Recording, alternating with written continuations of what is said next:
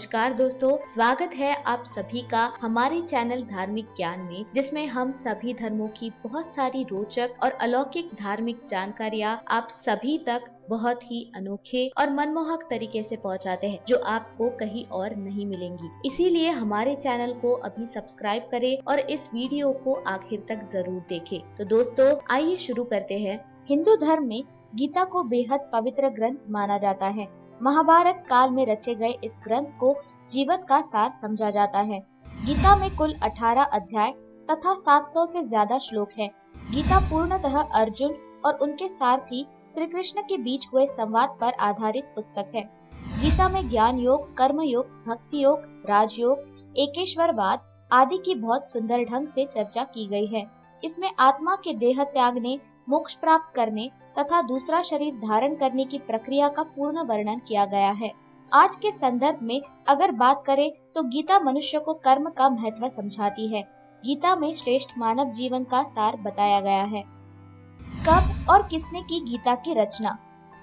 हिंदू ग्रंथ महाभारत के रचयिता महर्षि वेदव्यास है और गीता महाभारत का ही एक हिस्सा है।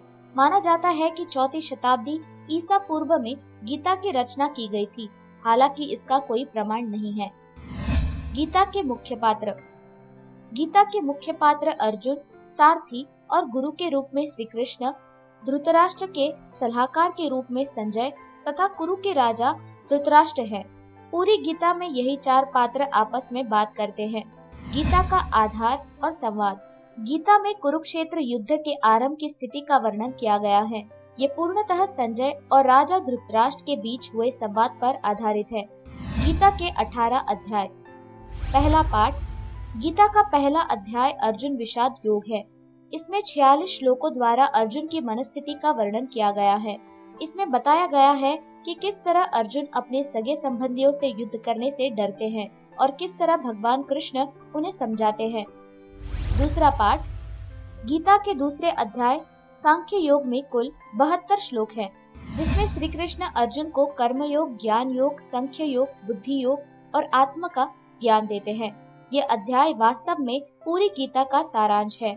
इसे बेहद महत्वपूर्ण भाग माना जाता है। तीसरा पाठ।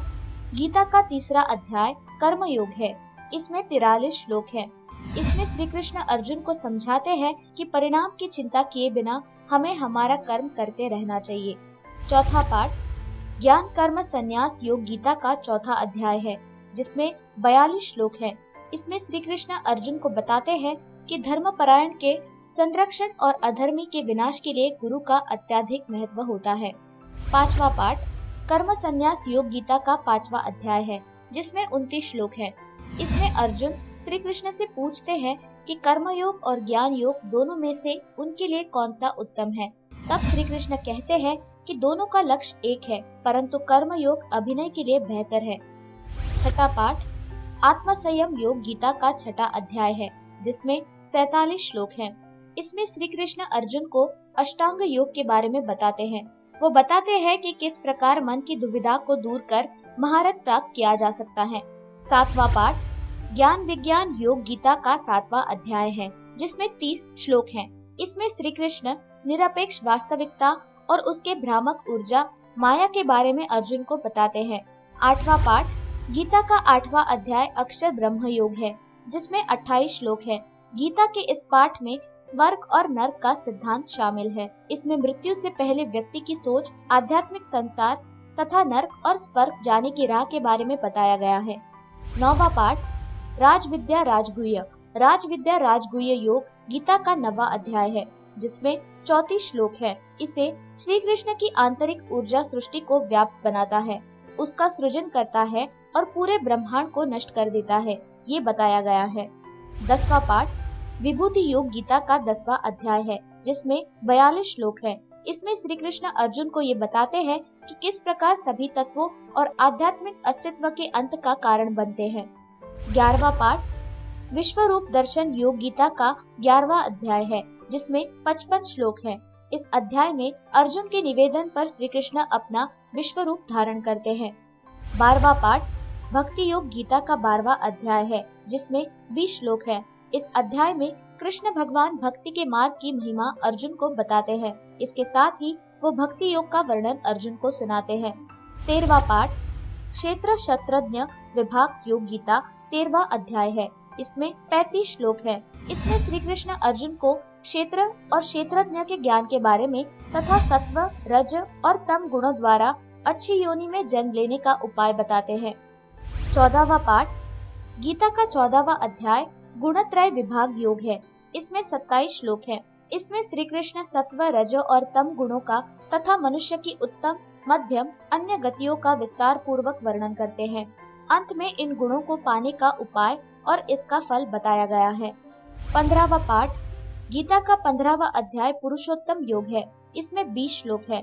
इसमें श्री कृष्ण कहते हैं कि देवी प्रकृति वाले ज्ञानी पुरुष सर्व प्रकार से मेरा भजन करते हैं तथा आसुरी प्रवृत्ति वाला अज्ञानी पुरुष मेरा उपहास करते हैं। 16वां पाठ दैवासुर संपद विभाग दैवासुर संपद विभाग योग गीता का 16वां अध्याय है। इसमें 24 श्लोक है। इसमें श्री कृष्ण स्वाभाविक रीति से ही दैवी प्रकृति वाले ज्ञानी पुरुष तथा आसुरी प्रकृति वाले अज्ञानी पुरुष के लक्षण के बारे में बताते हैं। 17वां पाठ इसमें 28 श्लोक है। इसमें श्री कृष्ण अर्जुन को ये बताते हैं कि जिसे शास्त्र विधि का ज्ञान न हो तथा अन्य कारणों से शास्त्र विधि छोड़ने पर भी यज्ञ, पूजा आदि शुभ कर्म तो श्रद्धा पूर्वक करते हैं, उनकी स्थिति क्या होती है। 18वां पाठ मोक्ष संन्यास योग गीता का 18वां अध्याय है। इसमें 78 श्लोक है।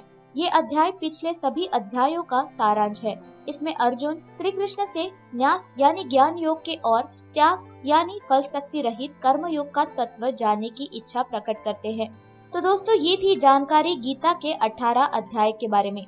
दोस्तों आपको ये वीडियो कैसी लगी ये आप हमें कमेंट सेक्शन के माध्यम से जरूर बताएं। दोस्तों मिलते हैं अगले वीडियो में ऐसे ही एक रोचक कहानी के साथ। दोस्तों सब्सक्राइब करें हमारे चैनल धार्मिक ज्ञान को और बेल आइकन को दबाएं रोचक और अलौकिक जानकारियों से जुड़ी वीडियो सबसे पहले देखने के लिए।